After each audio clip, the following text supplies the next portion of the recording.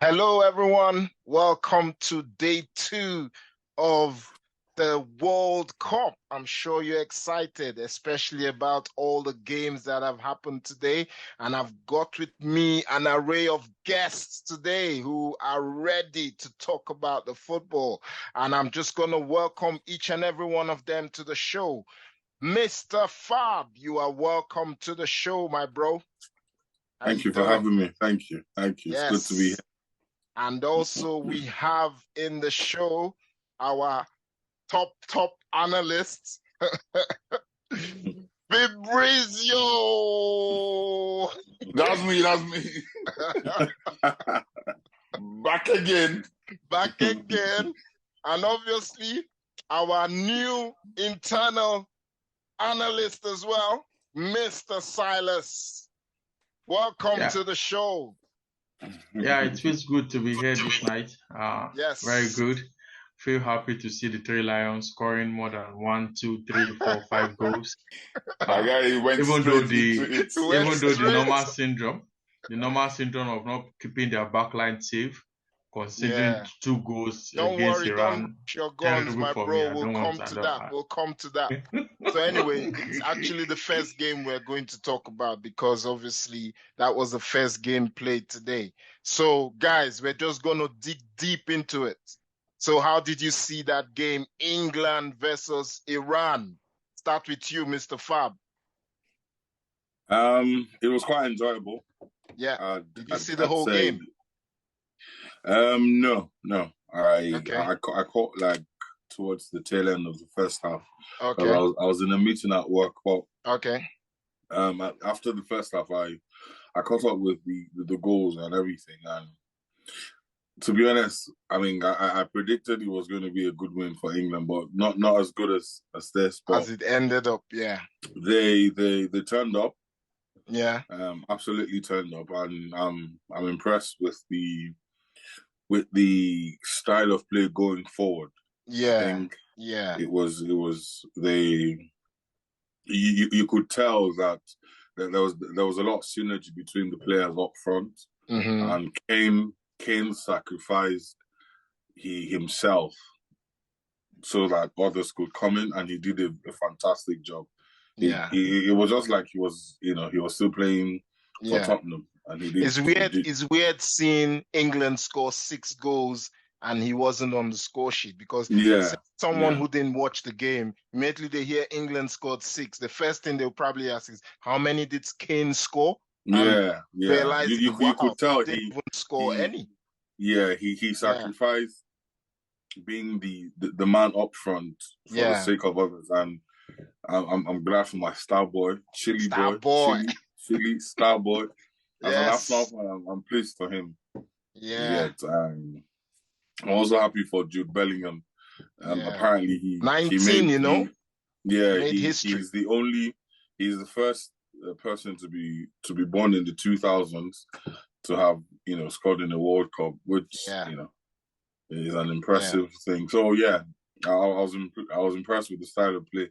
Obviously, I know who I was telling this evening that when England face a stronger team, it was me and you having that conversation. In terms of the defense, I mean, they were not really tested, and each time they got tested, they were found wanting in the match. Just the few times they got tested, found wanting. Exactly. So True. I'm not entirely sure what happened to Harry Maguire, but up until when he left, he quite surprisingly he played quite well. Fibrizio might shed more light on Harry Maguire, I'm sure. Yeah, but all in all, really good win, 6-2.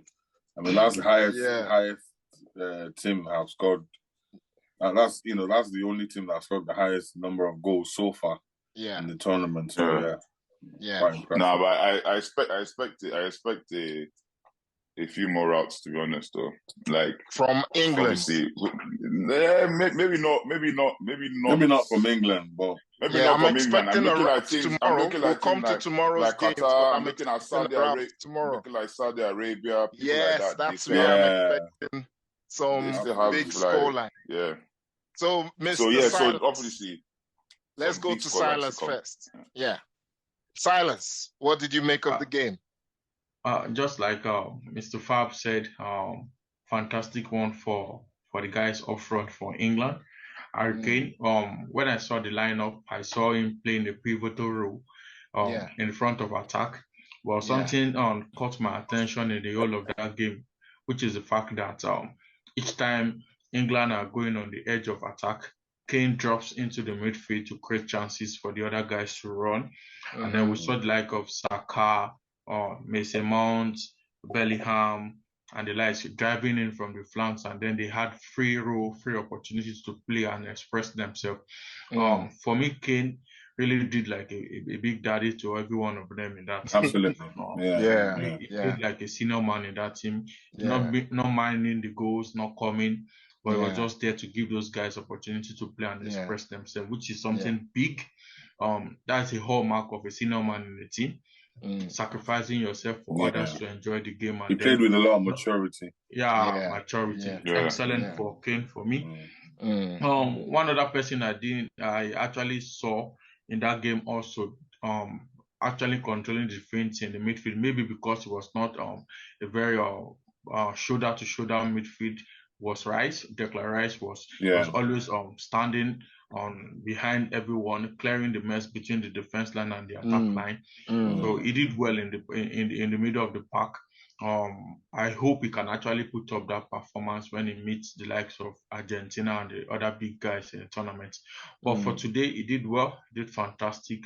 Good for him. The only thing I see in that team which I may say is just a big concern is with Pickford. Most times this guy gets to kick the ball out of panic and something which I'm not comfortable with. Someone who plays in the Premier League, who plays at that high pedestal, should learn when to keep calm, when to keep control of the game. You don't just kick the ball as a goalkeeper. It almost cost them a goal in the first half. Yeah, it did. Later I remember that. So, as a good goalkeeper in that pedestal, you need to learn to keep your calm, learn to play with the team, learn to flank players, and then learn when to serve the ball to the midfield. So I think having Ramsdale on the bench and other goalkeepers on the bench, he has to be careful. Hence, he drops to the bench. To be honest, there's some strong goalkeepers. Sorry, before you contribute, I was going to say in terms of the choice of the goalkeeper, the most mature of the three that were chosen, Nick Pope is actually more mature than. If you consider it, and it is not coincidence that Arsenal and Newcastle actually have the best defensive record so far in the Premier League. The goalkeepers also contribute to that. So and Everton. I was listening to someone yesterday. And they were making the same point about Pickford, that he's too rash, trying to shout, to do everything all at the same time. He takes risks. He's reckless. He's not composed. Reckless. That's the word. He lacks that composure. That calm that the likes of Alisson have when exactly. That's what the guy was using. He was trying to use even some older keepers, like the likes of Jerzy Dudek. Well, he was trying to mention the ones he played under.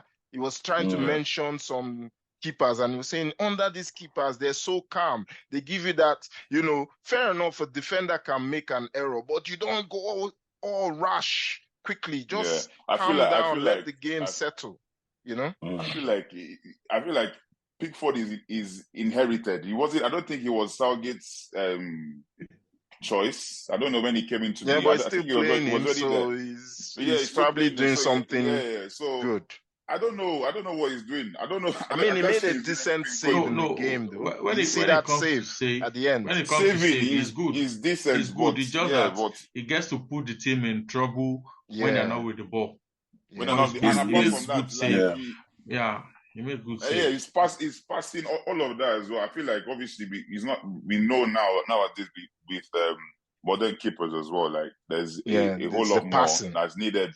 There's a whole lot more that's needed of your composure, your one-on-one distribution. Because I feel like anybody that comes one-on-one, Pickford will score. Pickford is good when like maybe there are defenders around, you take his shots, or maybe he ricochets and he has to make like a reflex save. But one-on-one, I feel like you will beat him 8 out of 7, 8 out of 10 times. 9 out of 10 times you beat Pickford. Because he doesn't make himself big. He looks very... all those running out in time as soon as the ball is played. But he made one save like that today, though. I know, a reflex one. Yeah, I saw that. I saw that one as well. He had the last, he does, last fingertip save. Yeah, fingertip save. But I mean, but to be honest, England really played well today. Look at that Kane's assist for Sterling's goal. For Sterling's goal. That's De Bruyne. Yeah. He didn't look. He knew where that ball should be, and he put it straight there. He didn't look. That's the kind of obviously I think he even did that all through last season with Son, making some ridiculous passes. So he's obviously his passing is good. We know his passing is good. It's just whether he was ready to turn up and willing to sacrifice his goals for the team. Because obviously, if Kane wanted to be a selfish striker, I wanted all the goals to come through him today, they would have won probably. But they wouldn't have scored as much goals as they did. And that's what I feel like will be pivotal for them moving on. Obviously, their defense is always going to be shaky. I don't actually think Southgate knows his best defense. I feel like this 4 that he's chosen now, with Maguire, he's always going to pick Maguire just because Maguire has been loyal to him, or he has been loyal to Maguire. And to be fair, for England, Maguire is kind of a different he's a different breed in the England squad. Compared to United, obviously United is a different level, and that's why he's on the bench for United, rightly so as well. But I feel one thing they actually did was, for someone who has lost his confidence, based on fans' comments and some other things. Again, like Iran will be a very good avenue to help him build back again. So that he will come from the point whereby the pressure will not be high, and then gradually gel into the builds team. Up. And I hope he's all right. I hope he's all right. Concussion as well. Again, there's been a lot of talk about concussion. Yeah, he got a concussion. There's been a lot of talk about concussion as well, because this is like probably the third game now that this has happened. It happened against Ecuador, Qatar, the first game. There was an issue. Obviously, it's happened with this one as well. I think it will happen as well a bit, but it wasn't as serious with Papisa for Senegal as well. The guy kept on going down with those kind of. But I don't know, obviously, whether they'll make a sub for that. Maybe potentially, but I feel like it's too late to bring that into the game. But with England, it has to be before the start. Before the start, running off England, I feel like Henderson will struggle to get into this team. With the way Rice, like Silas said, Rice was an unsung hero. Now, he's doing what Partey is doing now. And just picking up the sweeper, just picking up the mess. Because it happened a lot of times where he would drop in between. Obviously, they were exploiting the flank. So Shaw and Trippier kept on obviously busting down, and he was just literally staying in the middle of Stones and Maguire all the time and sweeping up, and so he wasn't even trying to move forward. Again, gave Bellingham freedom as well. The same way Xhaka has freedom with Partey, giving him freedom to go forward and make those runs, and obviously. They bust the midfield. So the likes of Henderson, I feel like he might not see. The only time you will see game time is if maybe the last game of group stages where he's trying to rest the likes of Bellingham, or they get injured. Or they get injured as well. But no, they're depth in squad as well. England, that's another thing that will push them forward. Absolutely. But I feel like they need to sort out that difference. If they don't, then I don't see them struggle against the bigger team. Yeah. So anyway, go on, want Mr. Fab. Out to Rashford, because when he came in, every time he went forward, he looked dangerous. Yeah. He scored a goal. That's what confidence brings. As soon as he came on, you score immediately. Your confidence, immediately. Your high. But I don't see him. I don't see him benching Saka though. I don't see him benching Saka though, because the main reason is his link-up play, his passing. Like Saka, I don't know. Again, obviously, I think he has the same willingness to take up his opponent as soon as he gets the ball. Yeah, I saw that with Rashford too when he came on. But there's just that link-up play, willing to come back a bit before you go. I don't think he has it. So obviously, Saka does the defensive work a bit more than what Rashford is doing. But obviously, Saka, his style of change, it feels as though he has mastered his style of play. Yeah. And he has not changed. Exactly the way he plays for Arsenal is the way he plays for England. It's just fitted in straight into that same position. You can tell that over time he has like honed his skills. Perfected. I feel like perfected his skills, and he's just the only thing that's left with Saka is probably still his shooting. I know he scored a volley today, Oh, I feel like first goal being was able to do it, being able to do it on both legs, and obviously he's too young. We're talking about someone that's 21. Yeah, he's 21. Yeah, there's a lot of time. But right now, obviously, we love what we're seeing. We love what we're seeing. It was a shame as well that Wilson obviously didn't get his debut goal as well. It was nice of him as well. You know, he had the chance. And he would have actually scored. Grealish. You know, and the strikers in the studio, the Lineker, Shearer were saying that if it was them, they wouldn't have passed. No way they passed. On your debut as well. On your debut they would have as tried well, to score, but unselfish again. And they're playing good team football at the minute, so it's good. Yeah, absolutely. Yeah. Going forward, England are quite good, really good. So definitely. Really good. Picking on that point, Mr. Fab just said, where do you guys think? I'll go around the room. Where do you guys think England will finish in this competition, based on what you've seen? Well, to be honest, we can't really judge much. You can't really judge, but you trust the English media already. It's coming home already. Making permutations. Coming home, yeah. And who they're likely to face. But obviously, from what it looks like at the minute, though, I feel like they will from just because of the side they are on, and for what I've seen and who they will potentially face. Because I feel like they'll be playing against the most like they can actually even meet France, I think, in the semis, the way it's going at the minute. So they might actually get far just because of who I think England will just because of who they're playing. I feel like they might even get past the quarterfinal, depending on who they play. I feel that's what will decide how far they go. They might. To be honest, once you get past the group stage, everybody will be hard because everybody's basically, plan now is to win. As soon as you come at the group stages, now we can actually win this if we play these next few games the way we definitely. No, but you might get a few people that will shock you, Mr. Silas, what do you think? Until you get to the round of 16, then you decide. What do you think? Attack-wise, convinced England can actually go forward and do something better. But I saw a particular Trippier who were good going forward and then not good coming back, which has been the problem over the years, even when the likes of Ashley Cole and the likes were in the team. They're always good offensively, or tracking back again has always been a problem, which someone like James would have done better if he was in the team, better than Trippier. Injury. So I don't know how long they can keep up with that. John Stone, for me, is not just commanding. It may be good, but one thing that distinguishes you as a central defender and puts you on pole position is your ability to command the game. You have a goalkeeper that is not stable. You as well as a central defender yourself, you are not commanding, you are not demanding. Man said you are so quiet, you are so cold in the game. You don't play World Cup. Sure, you don't play World Cup being too cold. Look at the likes of John Terry, the likes of the big guys that have come, even Tony Adams and the likes. So Campbell. There are people that command respect in the middle of the defense. So if you play against a team like Germany, France, who will not give you all the opportunity to rest. Like today, I can count how many times Iran came close to their goal post, so they had enough time to stay on holiday. But if you are playing a top team that will not give you an opportunity to rest, you need to be at your best position. So for me, England, John Stone needs to command. Maguire needs to get his spirit right.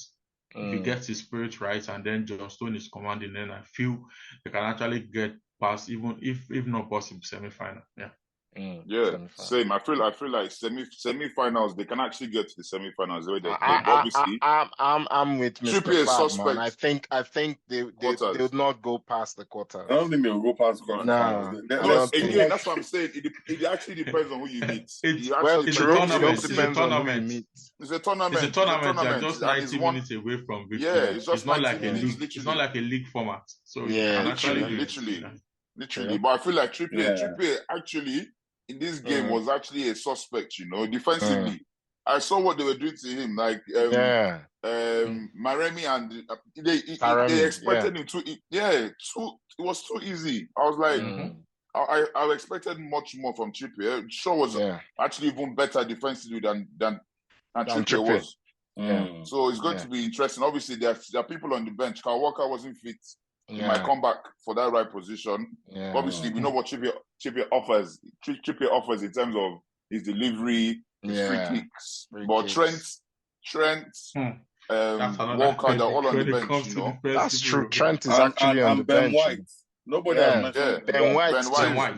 Yeah, I was going to ask you guys what you think of that defense of Maguire, and I think Maguire is always going to be selected just because he's the assistant. Well, because he has now, we don't know how it's going. Well, he should be fine before the next game.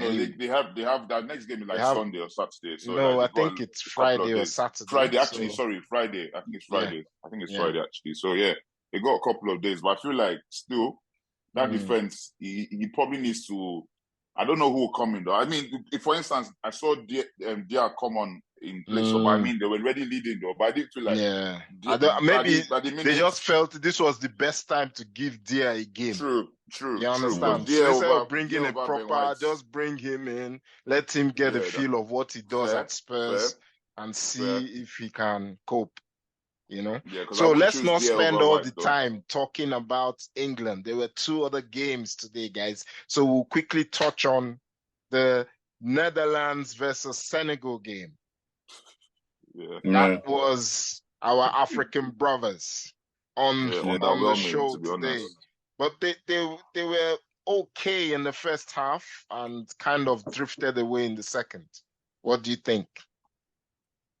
What do you guys think? I feel like he didn't live up to the hype. I was expecting Senegal. Both of them, to be honest. The game itself. I was expecting much more. Obviously, Van Gaal coming back for a third time. I was like, okay, he's back now. He's going to do his choices. Van Gaal is a bit like he's a very. I won't say they say he's tactical, So obviously, I'm expecting he's gone back to 3 at the back, which works for him again as normal. But the whole defense, apart from Van Dijk. Ake, no, Van Dijk was shaky as well. Van Dijk and De Ligt, both of them were actually shaky. De Ligt obviously was found wanting a lot more. De Ligt was worse out of the back 3. He shouldn't have even started that game. Obviously, his form with Juve already is very poor. So Timber is already performing with Ajax. I felt like Timber would have actually replaced him, and he might actually replace him in the next match. But that's that back 3. I don't think it's working for them with Dumfries and Blind on either side. I don't feel it's actually working for them. Then obviously up front he brought Janssen. He chose Janssen that could not do anything in the Premier League. We saw what he did for Tottenham was absolutely horrible. He brought him on there. The guy was. Oh no, it's Klassen that score. No, it's Klassen. Janssen didn't score. He looked lost up front. And Gakpo. I felt like Van Gaal also made a mistake starting Gakpo in the midfield. He should have been pushed up front way earlier on in the game because he made a difference as soon as he moved. As soon as Klassen came in, and they pushed him forward. So I feel like going forward, if they are going to win any matches again, he has to be Depay and Depay and but Depay wasn't apparently he wasn't completely fit. That's why he didn't start the game. Then speaking on Senegal is just a shame that Mane is not available because you can tell you could have made the difference. They were just missing that edge. They actually had chances. That final third, the decision. One of the commentators said that stardust, on the team. Literally, they missed it. I feel like if it was there, if they had what's his name again? I think actually Gay even played as well. So yeah, Gay played. He was he fine. had one beautiful chance in the game. He had a beautiful chance as well. Yeah, but I feel like they just missed. And that's why I'm actually even changing the team that I will support, the African team I will support to Cameroon. I feel like Cameroon will actually shock a lot of people based on what they actually played and the way they played.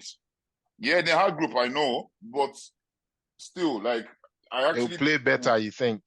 Than Senegal, but obviously we never know. But yeah, Senegal, I felt like it's a shame though. They lost it in the last 10 minutes, literally. And they were literally lost it, and it was just because they didn't have anybody up front that could do anything. But that's it's the Netherlands, I'm not fully convinced. I feel like they will also crash out if they meet as well. I'm not convinced if they meet a tough opponent. Silas, well, yeah, that's my take. Go on. What do you think? Well, I kudos to Alessio Cisse. This man has proved to us that African coaches actually have what it takes to rub shoulders with the big guys out there.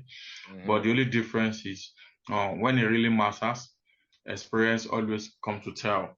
The Senegalese I saw for 75, 76 minutes were the top of that game, right from possession down to style of play and some other things.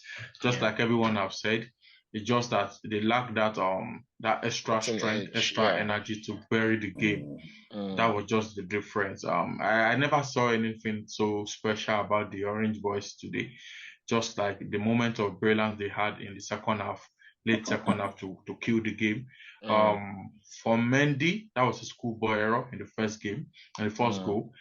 It's a 50-50 opportunity, and it's a box 6 advantage for you. So when you go out there, you have to time your run, time your energy. Nothing stops him from picking up the head of that guy from that ball. It's a big advantage for him. So I was expecting him to punch the head, punch the ball, punch everything off. That's the truth. No, honestly, it's true. He has command. He has command. He has every right. That's the truth. He had the opportunity to punch everything that is worth punching in that place and then save the ball. The only thing I will not blame him for is the second goal, which he did everything possible to keep the ball. So he did that well. ball was not going on target. He saved it now. But you wouldn't know as a keeper. You have to save everything you see coming around. You wouldn't know, but no. He did well. He went out of his stretch. He went out of his limit to keep the ball. Yeah, he did well in that one. I feel going forward, they just need to work on their finishing. They need to work on their total touch. This is the first time I've seen an African team playing at the World Cup level, that players in a particular team can put up 2, 3, 4, 5 passes together and then drive the ball from the midfield down to the defense and down to the attack. I've not seen the African teams do that. Even the like of Egypt, Tunisia, and the North African brothers, who are always good on the continent when they are playing the AFCON, each time they get to play at the World Cup level, they are always abysmal. But today, Senegal really showed us for first 75 minutes of that game that they could actually keep the ball to their feet, locate the next man, and move to space, which is why I give kudos to the captain, the former captain of the team, who is now the coach of the team, Alessio Cisse, for doing that. They just need to find a cutting edge in strike. Koyate, I hope he gets back into the team. Their water as well. I hope he gets better again in their next game. But I feel if they can actually stand Netherlands for 75 minutes and they did well, they have advantage to go forward in that team. They just need to win the next 2 games and then progress. Though I may not see them go beyond the quarterfinal level, but what I've seen today, if they really build on it and keep the result of today aside, they can actually go far. Mr. Fab, we'll come to you for the Wales-USA game. Yeah, okay. So, did you see any of it? Did you catch any of the highlights? No. Yeah, I saw the highlights, but okay.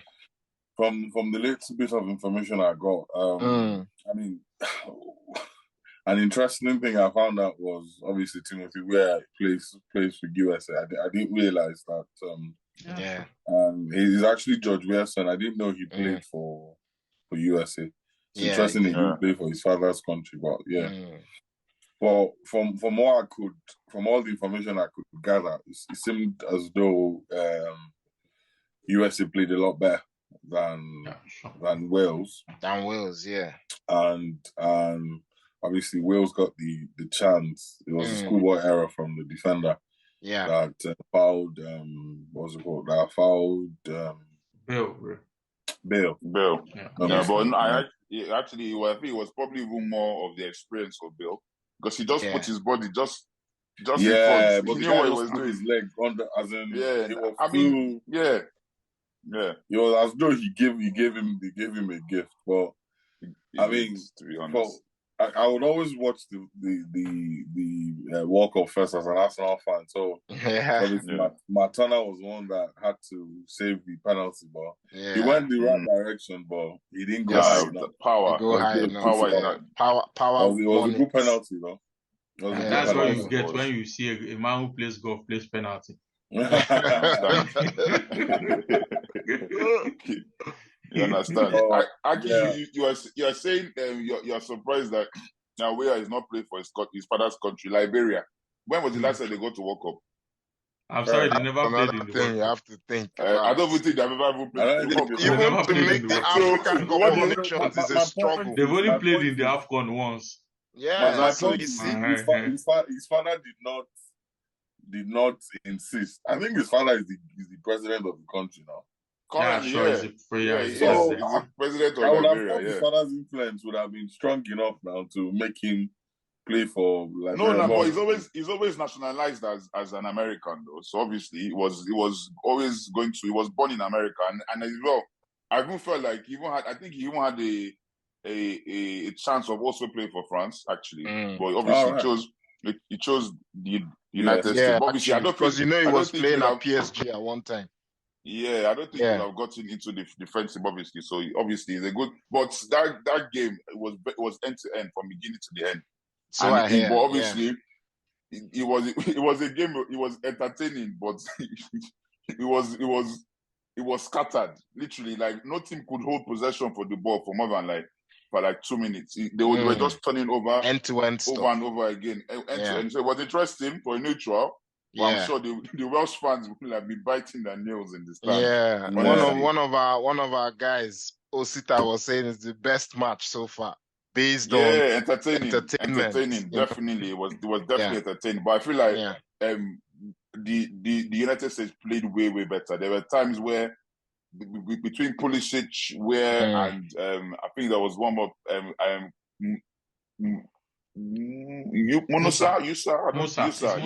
Musa, exactly. Him.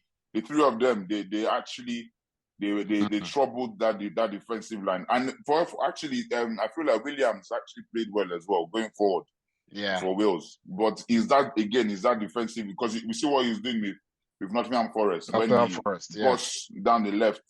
So he did a lot as well. He had joy. Yeah, he had joy. Is it the Neco Williams or the Brennan Williams? No. Neco Williams. That's the defender. The other one for Nottingham Forest came on. That's Morrison. Yeah, it's Neco Williams. Yeah. Morrison came on in the second half for I think if more. But I feel like obviously they were lacking that quality as well. But obviously Bale was there, so he pulled through for them. But I feel I don't see. I was actually going to say that I feel like I should change my prediction. Wales is not coming out from that group stage. I don't see if they play the way they play today. No. Apart from that, it's not even more of the way they played. It's more of how the US played and the way I feel like they can actually even get better and up it another level in their next match. So it will be scary times for Wales. 61 years, not coming to the World Cup. It's about to be 64, long. 64, yeah. Okay, guys, before we go, we'll touch on tomorrow's games quickly, and you just tell me your thoughts about tomorrow's games. Argentina play Saudi Arabia, Mexico play Poland, and Denmark play Tunisia. Saudi Argentina about to be a rout. It's about, I think it's going to be a rout. But obviously, we never. If I feel with or without Messi, that's Saudi Arabia game is one that's going to be want to look out for tomorrow. I want it to be, because my prediction is 6-0, you know. And it's 10 a.m. and it's 10 a.m. as well, you know. Yeah, you know. Yeah, so it'll be interesting to see. Silas, what games you think what the results will be tomorrow? Saudi Arabia. I think I have to combine the goal considered by Iran and Qatar together for Argentina. I'm predicting roughly 8. I feel, I don't know why you are laughing. I see Lautaro Martinez scoring 2, Lionel Messi 2, 2-3, Alvarez 2-3. Well. I see them. I see Maria scoring 2. Oh yeah, that's true. Alvarez, Man City's Alvarez. Yeah, sure. He might not start, but he'll probably have a say in the game. No, they love him in Argentina, you know. They love him in Argentina. So I'll not be shocked if he actually starts alongside Martinez. I feel the game tomorrow will be that Mexico-Poland. That one will be a bit tighter. Yeah, very interesting game. Yeah. That comes out tops. That's the game to look out. Australia-France as well. Is Australia play France tomorrow? I think they play France tomorrow. Yeah. Exactly. That game as well, depending on the France you see, will determine whether it's going to be a rout as well. Because if they turn up, I see France also scoring more than 4 or 5 goals against Australia. Maybe I have a contradiction to that. I feel the defending champion syndrome will affect France. I don't know. You know, I feel so. So that's why I said. That's why I said depending on the France that turns up. Obviously, in that midfield, I struggle to see any creative player that can actually do something. And given the likes of Griezmann, unless the likes of Griezmann drops back, because now they have too many. He might have so many defensive-minded. Yeah, because you have so many defensive-minded players. For goodness' sake, Pogba is not available. Yeah, that was the only. I feel like the only creative player in that midfield, and you did not pick or Fekir from Real Betis or from Lyon. I don't understand how they're going to do with Tchouaméni. How they're going to deal with I can't remember all their names now. Rabiot. All these guys are defensive, kind of defensive. They sit back. Rabiot maybe is the only one that goes forward a bit, but I don't see him giving any creating any goals like that. I don't know. The team feels depleted. So I think they're just lacking. They're lacking creative midfielders in Amber. But again, they haven't played yet, so we don't know. But we'll see. Yeah, okay, guys, I must thank you very, very much for this evening. Thank you, guys who are watching at home. Thank you for joining us on our daily review of Grand Football. We will be back again tomorrow with more guests. I'm sure we'll have a few, maybe 1 or 2 of you guys again tomorrow, and someone else joining us. So look forward to that one tomorrow. Don't forget to like, subscribe, and do everything that you want to do on the page. Thank you very much for joining us, and we shall see you again tomorrow. Thank you, guys. I'll see you tomorrow. Don't check this.